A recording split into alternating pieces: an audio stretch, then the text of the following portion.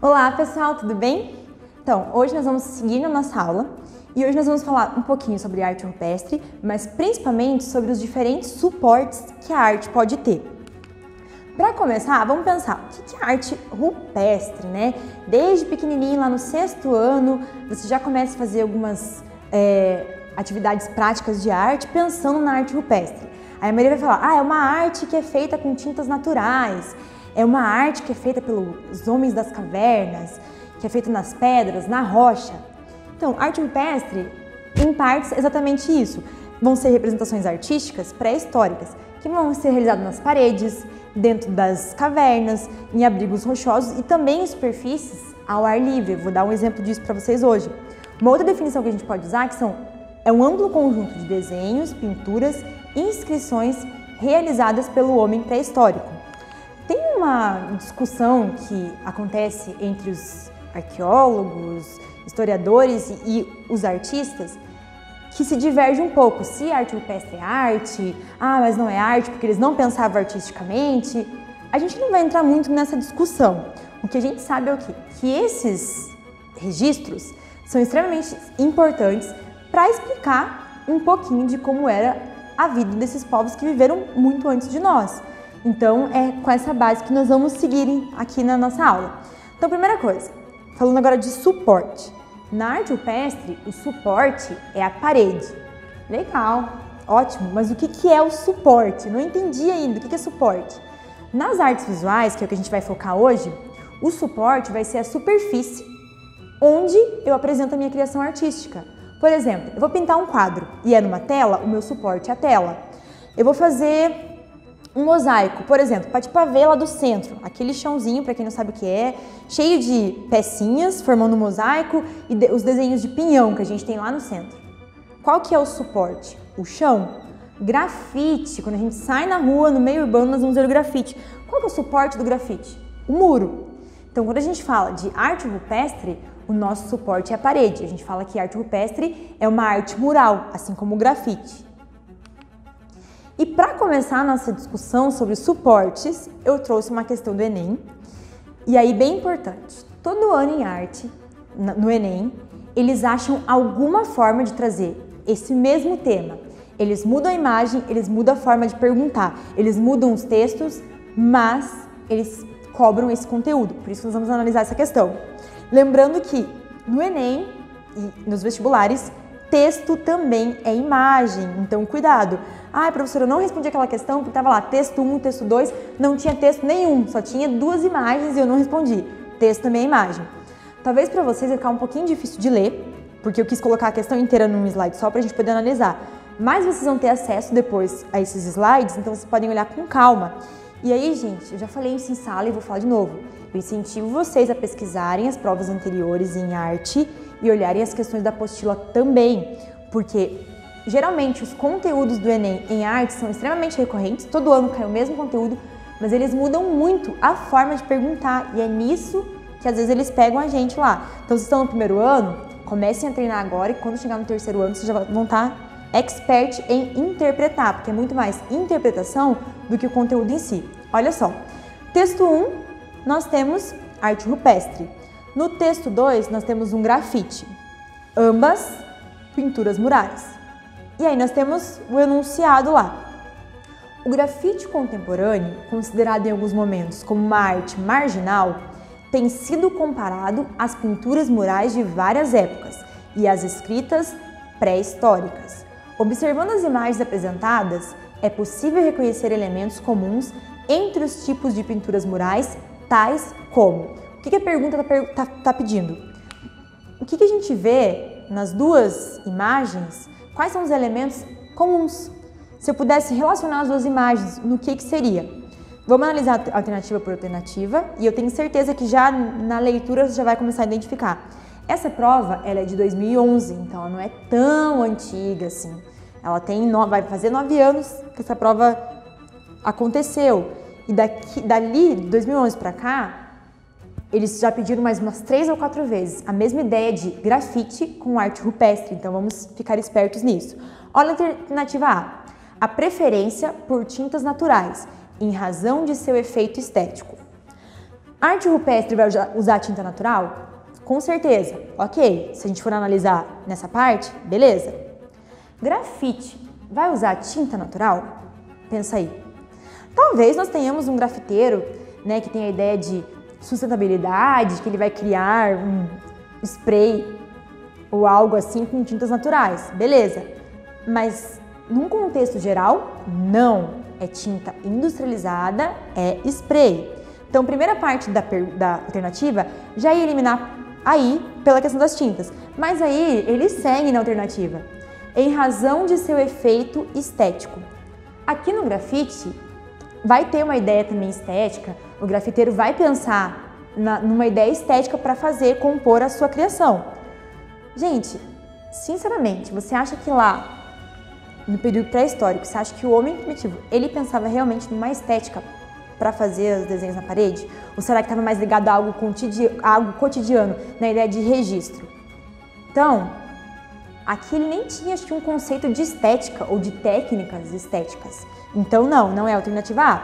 A alternativa B, a inovação na técnica de pintura, rompendo com modelos estabelecidos. No grafite, com certeza, o grafite ele vem para romper com todos os padrões estéticos e todas as técnicas artísticas que tinham anteriormente. Agora, voltando aqui, a mesma ideia anterior. Será que aqui na arte rupestre havia essa ideia de romper com o padrão estabelecido anteriormente? Acho que não, né? Então, alternativa B, nem pensar. Vou pular a C, já vão saber que é a certa, né? Porque eu quero que a gente analise as outras também. D, a repetição dos temas e a restrição de uso pelas classes dominantes. O tema até pode repetir, vocês vão entender o porquê daqui a pouco quando a gente for analisar a alternativa C. Mas restrição de uso pelas classes dominantes, aqui no grafite, ele é uma arte que tem um público específico. Então ele vai eliminar, entre aspas, já vou chegar nisso no porquê desse entre aspas, uma classe. Mas a arte rupestre não tem nem essa ideia de estou fazendo essa arte. Não tem esse pensamento. Lembra que a gente falou no início que gera até uma discussão se é arte ou não? Então, se era uma ideia de registro documental deles, não tinha uma ideia de para quem eles estavam registrando. Eles simplesmente registravam, então também não. Olha aí, o uso exclusivista da arte para atender aos interesses da elite. Primeira coisa, o grafite não vai nascer no meio da elite. O grafite ele nasce dentro da cultura hip hop, num contexto de subúrbio. Ele vai nascer no meio, se a gente for pensar, no meio da pobreza mesmo. Ele surge como uma arte de protesto. Protesto à elite. Então nunca vai ser uma arte exclusiva para a elite. Então já morreria aí essa alternativa. Mas isso analisando o grafite. Mas se a gente for jogar aqui para cima para a arte rupestre, uso exclusivista para atender os interesses da elite, a gente volta naquela mesma ideia. Tem 3 alternativas aqui que já vão esbarrar ali na arte rupestre porque não bate com a ideia com que ela era feita, né? Com aquilo que os estudos mostram que era a função dela. Então, qual que é a alternativa certa? O registro do pensamento e das crenças das sociedades em várias épocas. O grafite, ele vai representar muito do que aquele grafiteiro pensa e muito do que aquela crew, que é o grupo que grafita junto, pensa. Ou daquele bairro, se aquele grafiteiro daquele bairro, ele vai representar a realidade daquele bairro ou a realidade daquele país. Fala muito das crenças, daquilo que ele acredita. A arte rupestre, da mesma forma, a gente vai ver daqui a pouco sobre o que eram retratado nas obras, nas paredes, e você vai ver que fala daquilo que eles acreditavam. Então, a resposta certa é a resposta C. Depois vocês olham com calma, não vou me prender muito nisso. E aí, olha só, já que a gente falou de grafite, vamos continuar um pouquinho nessa ideia de arte urbana com arte rupestre, para a gente fazer mais uma relação, uma conexão dos conteúdos. Aqui do lado, nós temos um registro rupestre que é chamado de mãos em negativo. Como vocês podem perceber, tem várias mãos. Desse lado aqui, nós temos um stencil do Banksy. Esse artista, ele é de Londres, ele é inglês e a gente não sabe o nome dele verdadeiro. Esse nome é um codinome do grafite que eles falam, né? Eles não falam pseudônimo, eles falam codinome. Ninguém nunca viu a cara dele, ninguém sabe o nome dele. E a técnica que ele usa é a técnica do stencil. O que é o stencil? Eu faço o molde do que eu quero, eu desenho primeiro, tiro algumas partes e transformo no molde. Esse molde eu vou colocar numa superfície, pego o spray, ou eu pego a tinta, por exemplo, com uma esponja ou com um rolo de pintura mesmo, e eu passo, espero um pouco secar, tiro o molde. Fiquei com aquela imagem. Esse molde eu posso reproduzir ele onde eu quiser, várias vezes. Então essa é a técnica do Banksy. Qual será a relação que eu tenho dessa primeira imagem, da imagem lá rupestre, com esse grafite na técnica do stencil? Pensa comigo, lembra que eu falei que aqui é um molde? Ele desenha o molde e ele pinta. Se vocês perceberem, essas mãos não foram desenhadas de forma livre. Alguém pegou a tinta e pintou o formato de uma mão.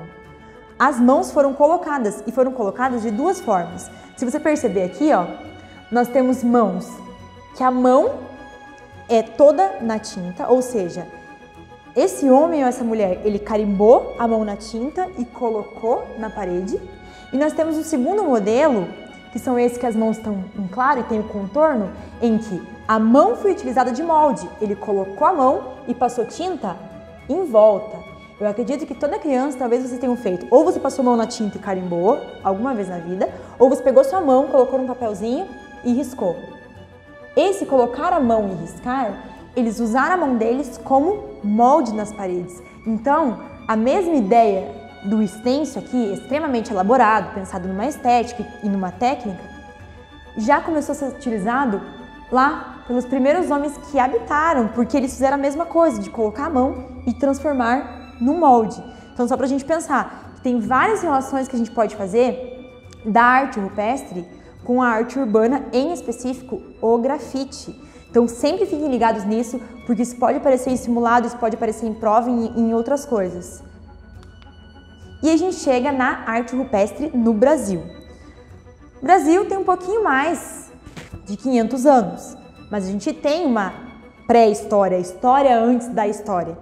E aí a gente vai analisar um pouquinho como que era essa arte rupestre aqui como no Brasil. Primeiro, ela vai predominar nas cores vermelho, então geralmente você vai ver que é tudo voltado para o vermelho, para um tom mais terra, tons avermelhados, e é uma arte mais naturalista. Sobre o que eles pintavam, qual que é a temática, né? O tema, qual que era o tema do que eles retratavam nas paredes.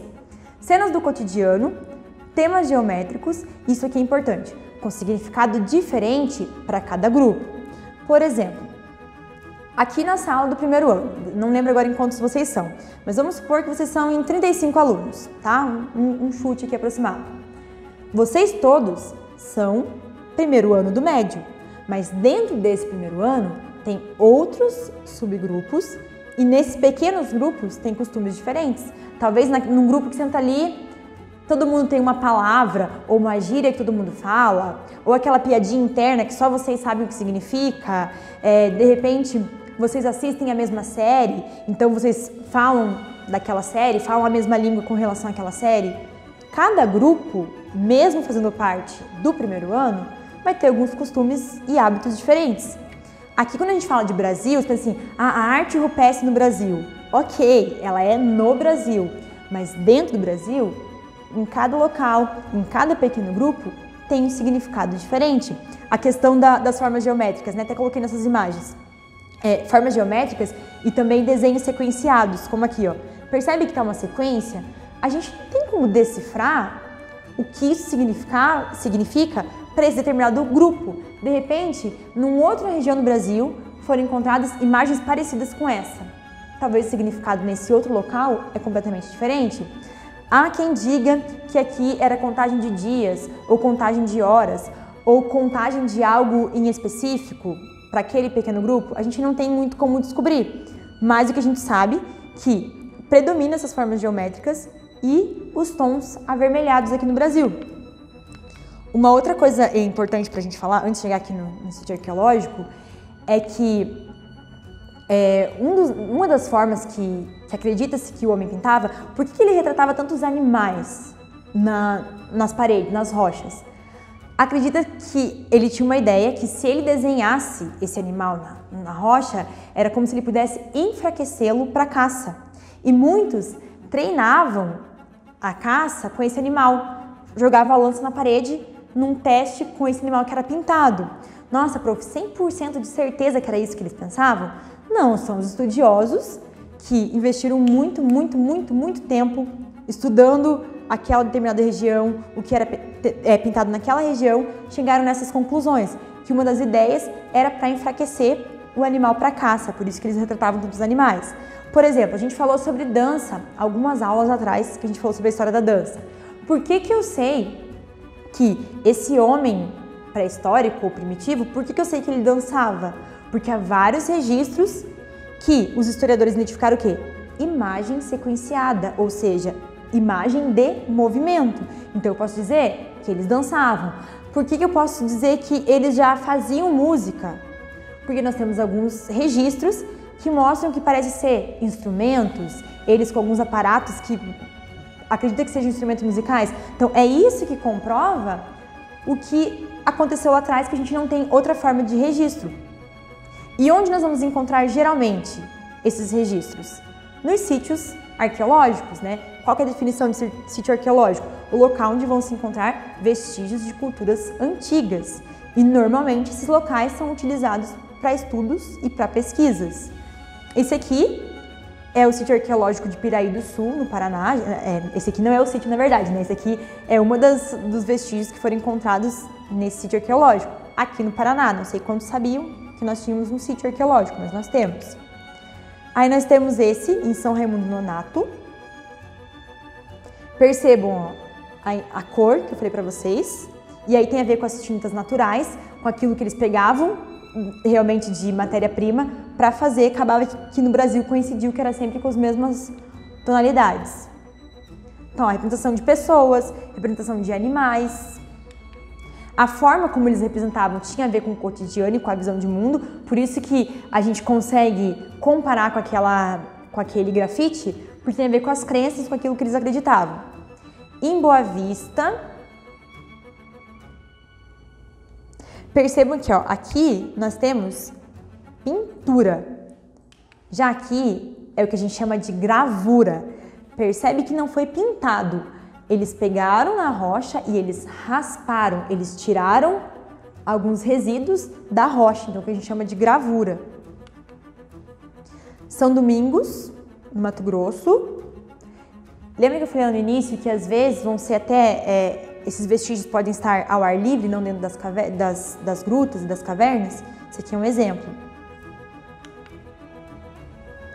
Em Minas Gerais,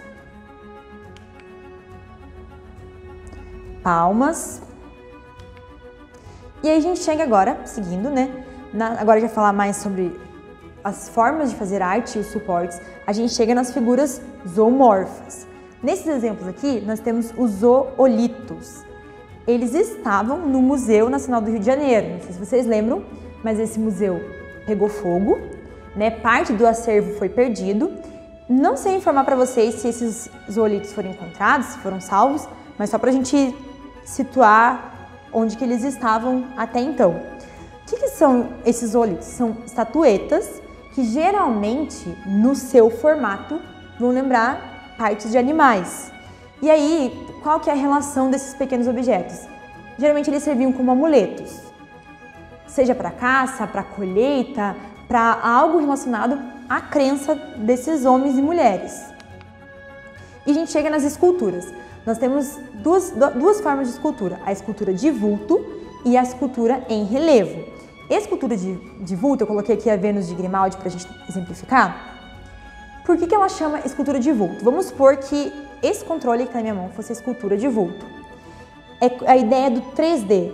Eu posso girar ela em todos os sentidos. Ela não está presa num suporte, tá? O suporte dela é suspenso. Então, por isso que é uma escultura de vulto. Eu posso observar ela de todos os lados. Isso de vulto.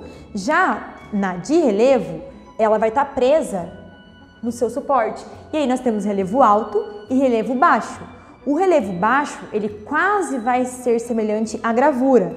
Ele vai ter um relevo, mas eu não consigo ver todas as dimensões do objeto. Já no relevo alto, que é quase o exemplo que a gente tem aqui, eu consigo ver quase todo o objeto, mas em alguma parte ele está preso, fixado no suporte. E aí eu vou falar para vocês os tipos de escultura que nós temos, as técnicas que nós temos. Primeira técnica que eu vou falar é a moldagem.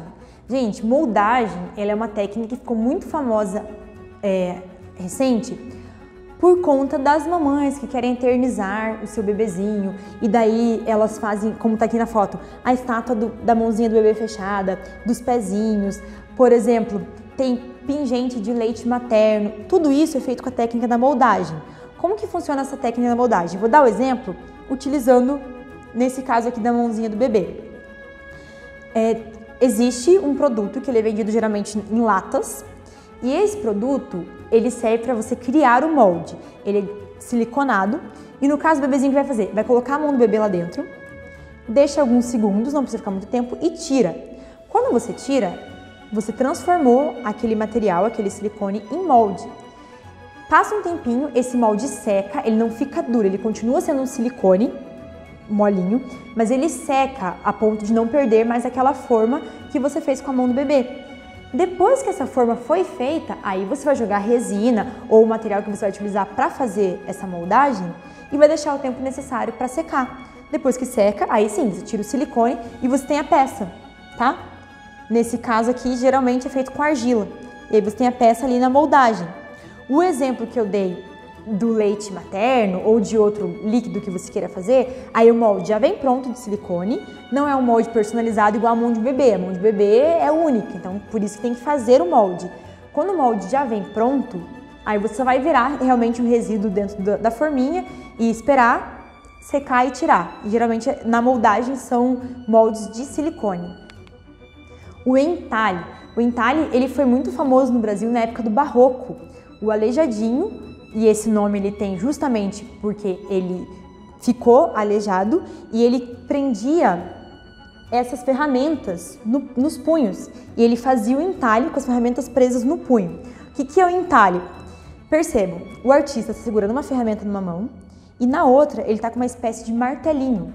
Ele vai na madeira, ele apoia a ferramenta e ele começa a bater o martelo, tirando esses pedaços da madeira. E ele vai fazendo o que ele quer lá, vai transformando os desenhos. E tanto eu posso fazer somente uma gravura com um pouquinho de relevo, como eu posso fazer no entalhe todo um objeto mesmo, toda uma escultura. Seguindo, gente, a gente tem a cinzelagem ou cinzelagem de metal, você pode achar também com esse termo. São peças de metais e para formar a minha escultura eu vou usar a solda. Então todos os elementos que estão na escultura eu vou soldando e vou conectando os objetos através da solda, cinzelagem de metal. Esculturas fundidas. As esculturas fundidas, o que eu vou usar geralmente? O bronze, a prata, até mesmo o ouro. É aquela mesma ideia de um molde, mas agora eu vou submeter a minha matéria-prima a uma temperatura altíssima para que ela derreta, tá? Por exemplo, o ferro, eu posso utilizar o ferro. Eu vou jogar dentro desse molde, e são moldes especiais, óbvio que não é mais um molde de silicone para receber, por exemplo, um ferro derretido. E aí eu vou fazer as formas que eu quero, com a fundição desse metal escolhido, que pode ser o ouro também. A gente chega na aglomeração de partículas. A aglomeração de partículas é uma das esculturas que eu considero assim mais trabalhosa, porque você vai geralmente usar material reciclável, objetos variados para criar essa escultura. Gente, nessa escultura, na filmagem não vai ficar tão legal de ver, mas quando você olhar o slide depois, observa a riqueza de detalhe dessas esculturas. Nesse cachorro eu consigo ver pedaço de boneca, eu vejo tomada, eu vejo tablet estragado no caso, né? Tem pedaço de patins, tem pedaço de plástico. Quando a gente vai analisar o menino ali, a única coisa que ele segura que está inteira com aquela matéria é uma lagarta que ele segura ali. Mas tem pedaço de latinha de refrigerante, tem tomada, tem interruptor, tem tampinha de garrafa, tem pé de boneca. se vocês olharem de perto, depois vão perceber que o menino tem expressões no rosto. E todas as expressões construídas pela aglomeração de partículas. Como que funciona para conectar essas peças? E eles não são esculturas ocas, tá? Por dentro é preenchido de materiais diversos também. Ou são colados ou são parafusados. No caso do menino, ele tem as articulações. Percebam que a escultura está sentada, então tem até essa articulação para deixar a escultura de pé. Então algumas coisas são parafusadas para permitir essa articulação. Essas formas, algumas são dadas através de lixa. Depois que o objeto, na sua totalidade, é finalizado, eu começo a lixar para dar as formas. No rosto do menino é que vocês não conseguem ver aí, mas ele utilizou pedaços de boneca, do rosto da boneca, para construir o rosto mesmo da criança. Então não foi utilizada a ideia de lixar as peças. Ele foi pegando objetos que encaixassem perfeitamente para construir a estrutura. Então é um trabalho assim, bem grande, dá um trabalho gigantesco para fazer, mas é outra forma de escultura, uma forma mais atual. Tem um documentário chamado Lixo Extraordinário, que é do Vic Muniz, que vai falar justamente sobre isso, sobre utilizar os materiais recicláveis para a construção de obras de arte. E ele faz obras grandiosas também, assim como essa, que é a de aglomeração de partículas. Então, nosso conteúdo de hoje era esse, a gente falou sobre os suportes. Vamos seguir mais um pouco nesse conteúdo. Qualquer dúvida vocês podem me mandar pelo Classroom 1, mande um recadinho lá e a gente conversa. E fique com Deus e até a próxima!